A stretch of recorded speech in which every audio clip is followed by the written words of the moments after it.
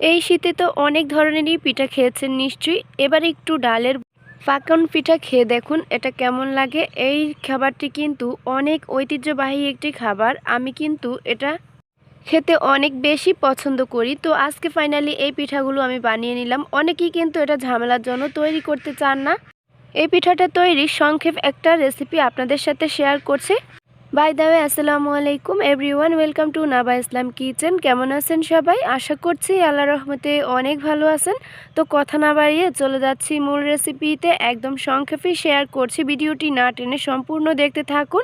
প্রথমেই আমি একটা ফ্রাই প্যান নিয়েছি আর এখানে 1 কাপ মুসুরের ডাল নিয়েছি। আপনারা চাইলে এখানে মুগের ডাল ইউজ করতে পারেন কিংবা বুটের ডাল ইউজ করতে পারবেন। ট্র্যাডিশনালি কিন্তু এই পিঠাটা মুগ ডাল দিয়ে করা হয়ে থাকে। তো আমি আজকে সংক্ষেপে করার জন্য এখানে মুসুরের ডাল নিয়েছি। তবে টেস্টের কোনো রকম হেরফের হবে না। এটা আমি ভালো করে ভেজে নিয়েছি। তো আবার ধুয়ে আমি এখানে 3 কাপের মতো পানি অ্যাড করে দিচ্ছি এই ডালটা সেদ্ধ করার জন্য। এখন কতগুলো শুকনো ইনগ্রেডিয়েন্টস অ্যাড করে দিলাম। 1 চা চামচ লবণ, 1/2 চা চামচ হলুদ গুঁড়া এবং 3টি দারুচিনি, 3টি এলাচ অ্যাড করে দিচ্ছি। এগুলো হচ্ছে জাস্ট ফ্লেভারের জন্য, আর হলুদটা দিয়েছি আমি কালারের জন্য। তবে আপনারা চাইলে হলুদটি স্কিপ করতে পারেন। এখানে লবণটা কিন্তু দিতেই হবে। 20 মিনিট রান্না করার পর এখন দেখতেই পাচ্ছেন ডালের কনসিস্টেন্সিটা কেমন আছে। আমি ডালটা কিন্তু একবার ভালো করে ঘুটে নিয়েছিলাম আর এখন এরকম মিহি একটা পেস্ট করতে হবে। আপনারা চাইলে এটা সেদ্ধ হওয়ার পর ব্লেন্ডও করে নিতে পারেন।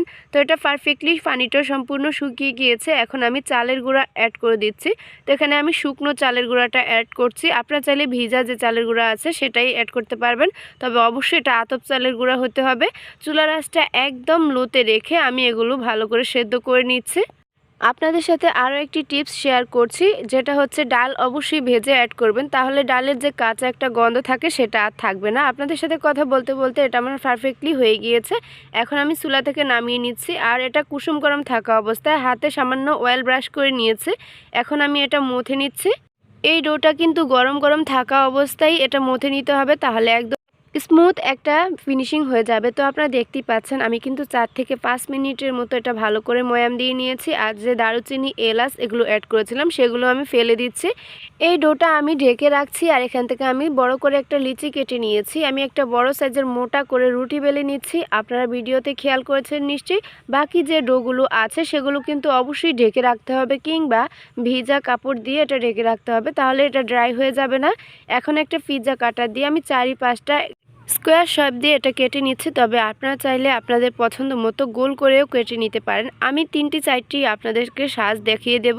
তো দেখতেই পাচ্ছেন আমি পুরোটা কেমন রেখেছি। আর একটা নারিকেল পাতার শলা দিয়ে আমি এভাবে কিন্তু সাজটা উঠিয়ে নিচ্ছি।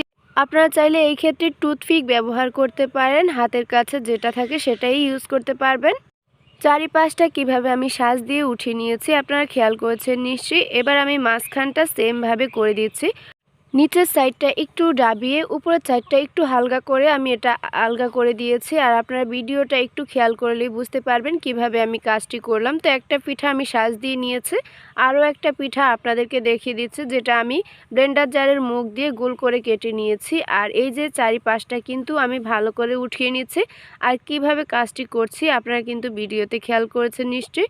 তো আমি কিন্তু সবগুলো পিঠা কয়েকটা ডিজাইন দিয়ে তৈরি করে নিয়েছি। আমি সবগুলো দেখাইনি, কয়েকটা শুধু আপনাদেরকে দেখিয়ে দিচ্ছি। আমি আশা করছি আপনারা আমার থেকে অনেক সুন্দর করে এই ডালের পিঠার সাজগুলো দিতে পারবেন। ফাইনালি কিন্তু আমি সবগুলো পিঠা এইভাবেই তৈরি করে নিয়েছি। আর এই সাজগুলো কেমন লেগেছে অবশ্যই কিন্তু কমেন্ট করে জানাবেন। এই পিঠাগুলো একটা সাইডে রেখে দিচ্ছি আর আমি চলে যাচ্ছি এই রেসিপির নেক্সট স্টেপে। চুলাতে একটা ফ্রাই প্যান বসিয়ে দিয়েছি। এখানে আমি 1.5 কাপ চিনি অ্যাড করে দিয়েছি আর সুন্দর একটা ফ্লেভারের জন্য দারুচিনি 2 টুকরো আর এলাচ 2টি অ্যাড করে দিয়েছি। আর 1.5 কাপ চিনির জন্য এখানে আমি 1 কাপ পরিমাণ পানি অ্যাড করে দিয়েছি। আমি এখানে একটা শিরা তৈরি করে নিব এই পিঠাগুলো ডিপ করার জন্য। এখন এই মিষ্টিটা একটু ব্যালেন্স করার জন্য এখানে আমি 1 চিমটি পরিমাণ লবণ অ্যাড করেছি। তবে আপনারা যারা মিষ্টিতে লবণ খেতে চান না তারা চাইলে স্কিপ করতে পারবেন। এরপর আপনাদের সাথে কথা বলতে বলতে এটা আমি কয়েকটা বলক তুলে নিয়েছি। এই শিরার কনসিস্টেন্সিটা কেমন থাকবে আপনাদেরকে একটু দেখিয়ে দিচ্ছি। এটা 1 তার 2 তার করতে হবে না, জাস্ট একটা সিটে ভাব আসলেই বুঝতে হবে এটা পারফেক্টলি হয়ে গিয়েছে। আর এটা যাতে সাদা না হয়ে যায় সেজন্য আমি এখানে 1 চা চামচ পরিমাণ লেবুর রস অ্যাড করে দিয়েছি। এই ক্ষেত্রে কিন্তু এটা আর একদম সাদা সাদা হয়ে যাবে না। তো এটা আমি একটা সাইডে উঠিয়ে রেখে দিয়েছি। এখন আমি আবারও একটা কড়াই নিয়েছি আর চুলার আঁচটা মিডিয়ামে রেখে এই পিঠাগুলো ভেজে নিচ্ছি। আর আমি এটা কিন্তু কয়েকটা লেয়ার করে ভেজে নিচ্ছি। চুলার আঁচটা কিন্তু মিডিয়ামে রেখে তেলটা গরম করে নেওয়ার পর এই পিঠাগুলো দিতে হবে, নয়তো পিঠাগুলো ভেঙে যাওয়ার সম্ভাবনা থাকতে পারে। আর এটা একটু একটা সাইড শক্ত হয়ে গেলে কিন্তু অপর সাইডটা উল্টে দিতে হবে। অবশ্যই কিন্তু এটি মোস্ট ইম্পর্ট্যান্ট, আপনার চুলার আঁচটা মিডিয়াম হিটে রেখে এগুলো ভেজে নেবেন। দেখতে পাচ্ছেন আমার এগুলো ভাজা হয়ে গিয়েছে। আমি একটা স্ট্রেইনারের সাহায্যে এগুলো তুলে নিচ্ছি।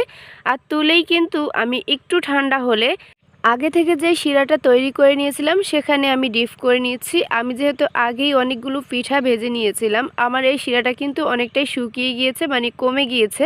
আর লাস্ট মোমেন্টে কিন্তু আমি এই ভিডিওটা করে নিয়েছি আর একদম টান টান হয়ে গিয়েছে, আপনারা দেখতেই পাচ্ছেন। তো আমি এভাবেই কিন্তু ডুবিয়ে নিয়েছি। বেশি যদি শিরা তৈরি করতাম তাহলে কিন্তু আমার এটা থেকে যেত, সেজন্যই আমি বেশি করিনি। এই শিরার মাঝে ডিপ করে নেওয়ার পর যেটুকু শিরা ছিল সেটা আমি উপর থেকে এভাবে দিয়েছি। আর এই পিঠাটি খেতে অসম্ভব লেভেলের মজা হয়েছিল। বাসায় একবার ট্রাই করে দেখতে পারেন। ভালো লাগলে অবশ্যই একটি শেয়ার দিয়ে দিবেন। আজকের মতো বিদায় নিচ্ছি। আল্লাহ হাফেজ।